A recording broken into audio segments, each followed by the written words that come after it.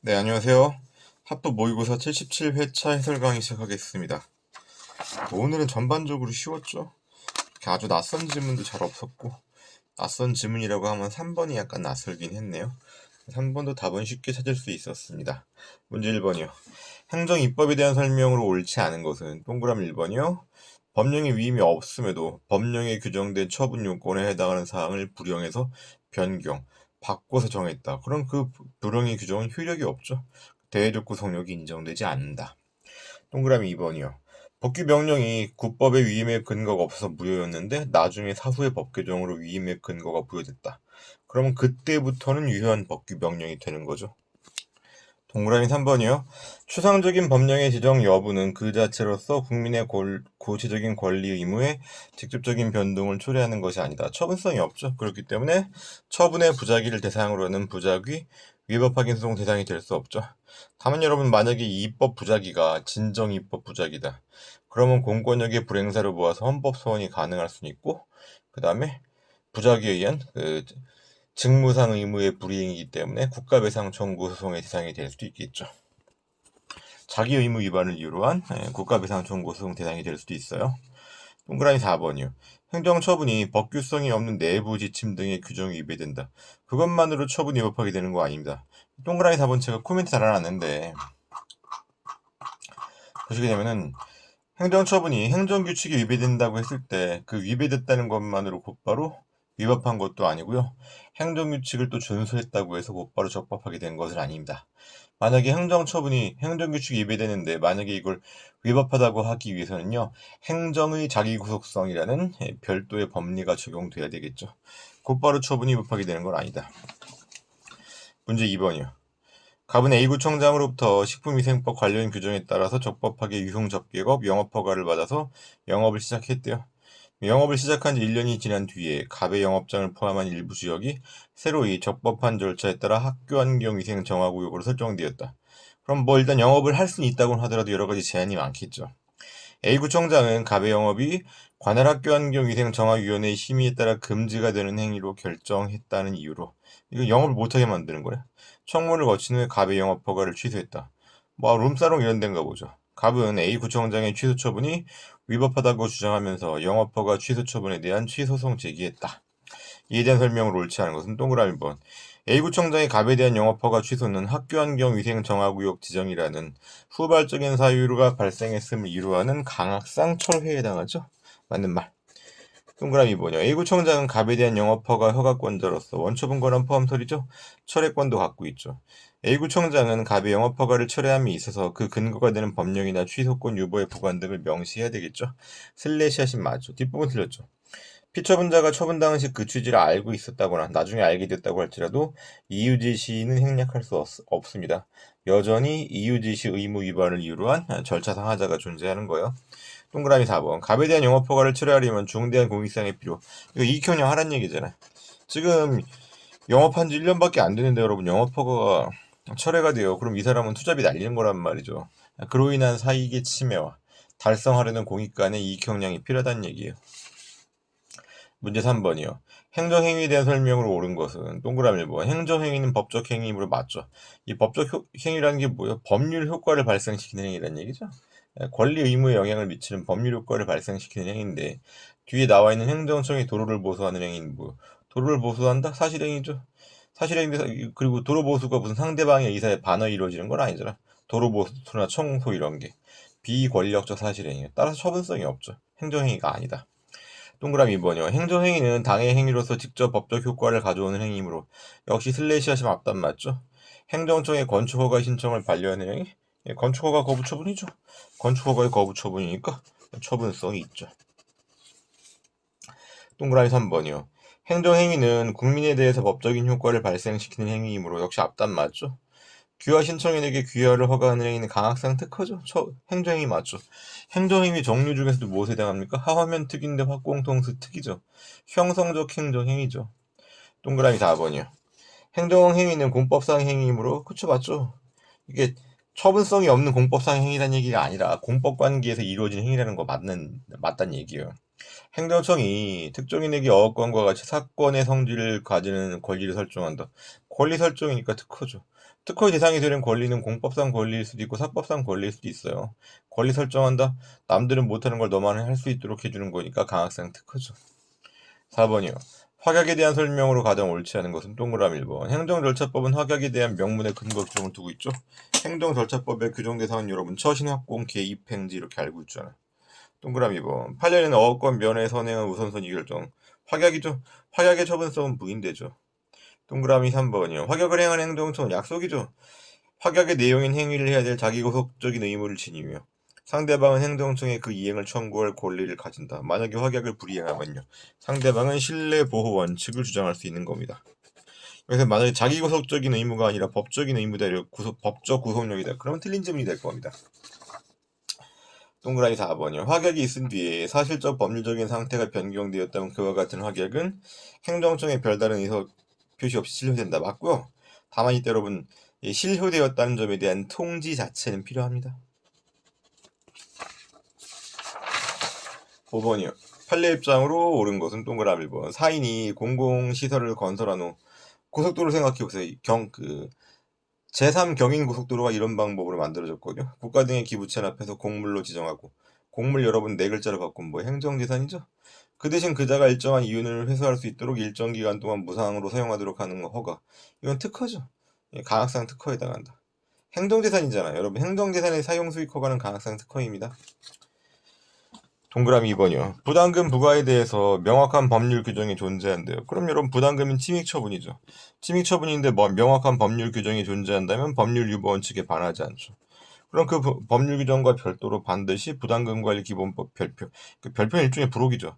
여기에 그 부담금이 포함되어야 되는 건 아니라고요. 별표에 포함되어 있지 않다고 할지라도 명확한 근거 규정이 존재한다면 법률 유보 원칙에 반하지 않고 따라서 부담금을 부과할 수 있다.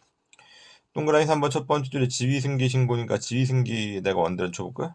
그럼 지위승계 신고는 여러분 수리를 요하는 신고죠. 그 수리에 있어서 그 수리 대상인 사업 양도 양수가 무효래요.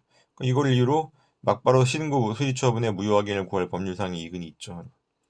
사업 양수도가 무효라면 이거 일종의 선결 문제죠. 선결 문제가 무효 사유면 곧바로 어떻게 할 수 있다? 해당 행정행위 대해서 소송을 제기할 수 있는 거죠. 무효이건 취소이건 간에 가능하다는 얘기. 이런 동그라미 3번과 헷갈리시면 안 되는 게 여러분 인가의 경우 다르죠. 여러분 인가의 경우 기본행위 하자가 있으면 소송의 대상은 뭐가 돼야 돼요? 기본행위가 돼야 되는 거죠.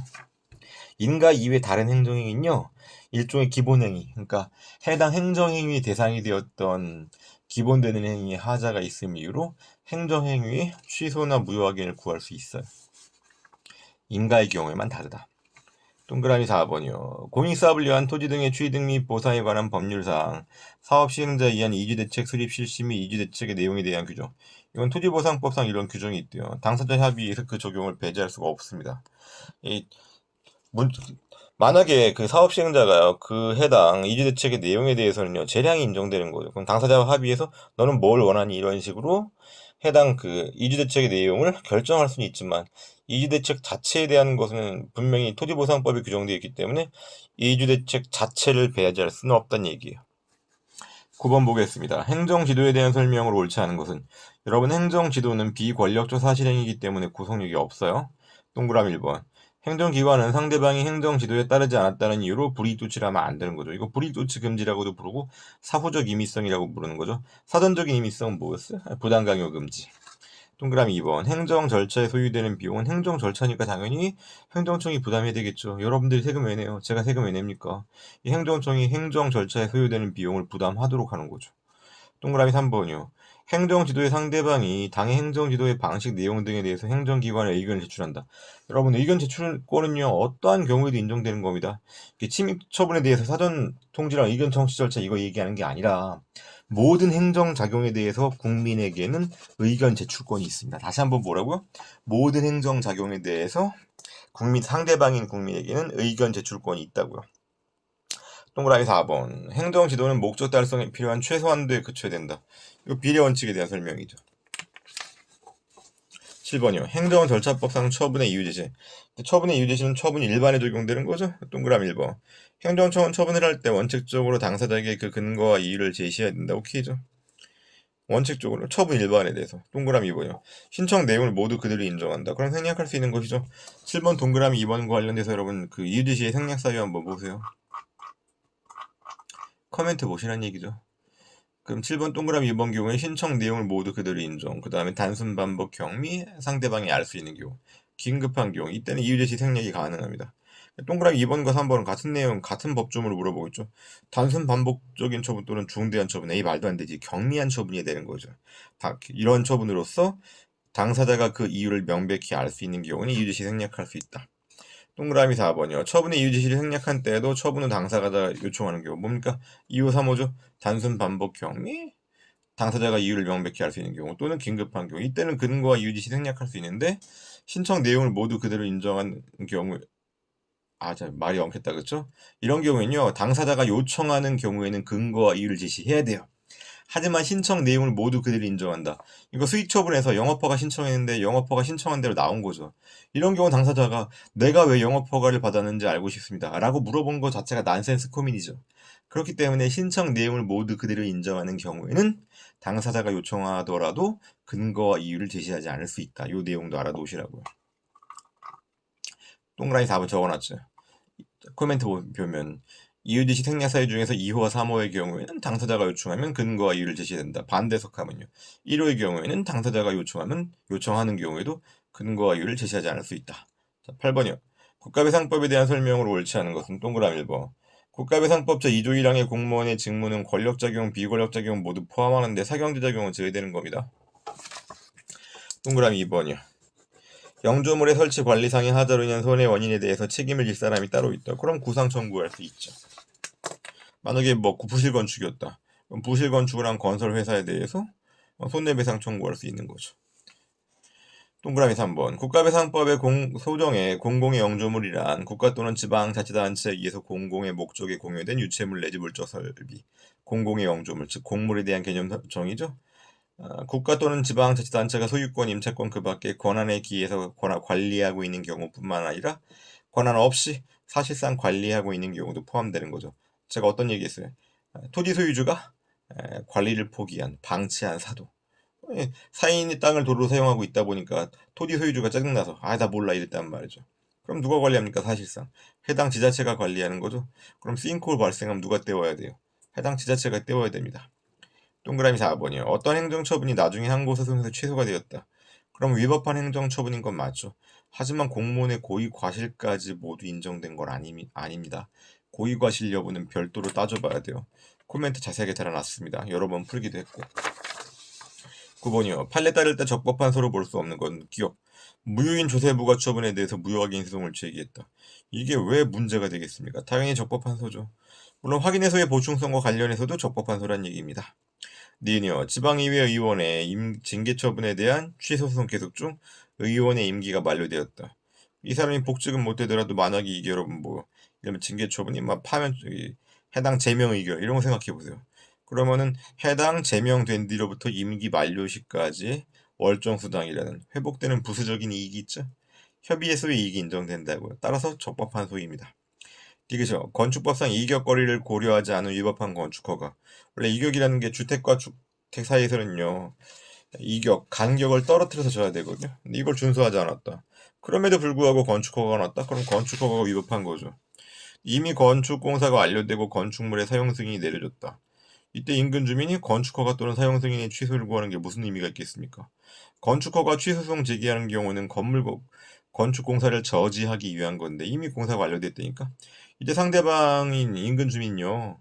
일조권 침해를 이유로 손해배상 청구 소송을 제기하거나 일조권 침해를 이유로 한 손해배상 청구 소송 사건. 대한민국에서 맨 먼저 대법원 판례를 이끌어낸 게 오세훈 변호사였어요. 그 다음에 또 민사상 건물 철거 소송 이렇게 가는 겁니다.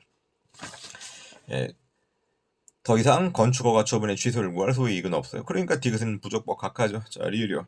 임원 취임 승인의 취소 처분과 임시이사 선임 처분의 취소송을 동시에 제기해서 소송 계속 중 임시이사 임기가 만료되었다. 임시이사는 여러분 보통 6개월 1년 이렇게 임기가 매우 짧거든요. 근데 그 임시이사가 잘못 선임되었단 말이지. 그래서 임시이사 선임에 대한 취소송 제기했는데 그중 임기가 만료되었다. 소위 금결로 각하. 일단 여러분 임시이사가 또 새로 뽑히겠죠.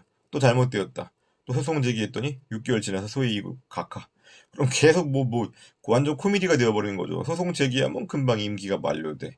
그럼 임기 만료되면 각하 그럼 다음번 후임 임시이사한테 또 소송 제기하고 또 임기 만료로 각하. 이건 코미디잖아. 이런 경우에는요. 임시이사 선임이라는 행위 자체를 저지할 필요가 있겠죠. 기존 이사 입장에서. 그렇기 때문에 임시이사 임기가 만료된 경우에도 임시이사 선임 등에 대해서 그러니까 적법성을 받아야 돼. 왜? 임시이사 선임을 향후 임시이사 선임을 저지할 필요가 있잖아요. 그렇기 때문에 협의의 소이익이 인정되는 겁니다. 자, 미은 같은 경우는 이게 운전면허 정지 처분에 대한 취소 소송 중 일반 사면. 우리가 일반 사면의 효과를 알아야 되거든요. 일반 사면이 내려지게 되면요. 운전면허 정지 처분의 효력이 상실되기 때문에 운전을 할 수가 있습니다. 그렇기 때문에 더 이상 소이익이 없는 거죠. 이것과 비교해 볼 게 뭐냐면 비교팔래 그런 다음에 공무원 파면 처분에 대한 취소 소송 계속 중 일반 사면이 이루어졌다. 이땐 소이익이 인정돼요. 그 이유가 뭐냐면요. 공무원이 파면된 다음에 일반 사면이 이루어졌다고 하더라도 공무원이 복직되는 게 아니에요. 그러니까 파면이라는 효과만 사라지는 겁니다. 그러니까 복직되는 게 아니기 때문에 그 경우는 여전히 소유이익이 있다. 같은 일반 사면인데 이게 일반 사면이 디테일하게 설명하면 이게 형법에서 배우는 거거든요. 그러니까 우리가 형법 공부할 거 아니잖아. 그러니까 미음 쉽게 생각하세요. 일반 사면이 내려지면 운전면허 정지 처분의 효력이 회복되기 때문에 그러니까 운전면허 정지 처분의 효력이 상실되기 때문에 운전면허가 회복되고 따라서 운전을 할 수 있기 때문에 협의의 소이익이 없다. 반면에 공무원 파면 처분의 경우에는 일반 사면이 이루어졌다고 해서 복직되는 건 아니다. 10번이요. 행정심판 재결 효력에 대한 설명으로 옳지 않은 것은 동그라미 1번. 변경 재결은 여러분 형성 재결이죠. 원처분이 변경 재결로 바뀌어서 존재하는 거죠. 동그라미 2번. 인용 재결은 기속력이 피청구인과 그 밖의 관계의 행정청을 기속하죠. 동그라미 3번. 거절 제조. 거부 처분에 대한 취소 심판 청구를 인용하는 재결이 있으면 재처분의 의무를 부담하게 되는 거죠. 동그라미 4번. 기속력의 객관적 범위는 주문과 이유까지 미친다. 자, 오늘 좀 어려운 내용이 별로 없었으니까 여러분 너무 점수 잘 났다고 그렇게 기분 좋아하지 마시고 말이 웃긴다 그쵸? 다음번에 또 어려운 문제 나오면 그때 방심하지 말라는 얘기입니다. 네, 수고 많으셨습니다.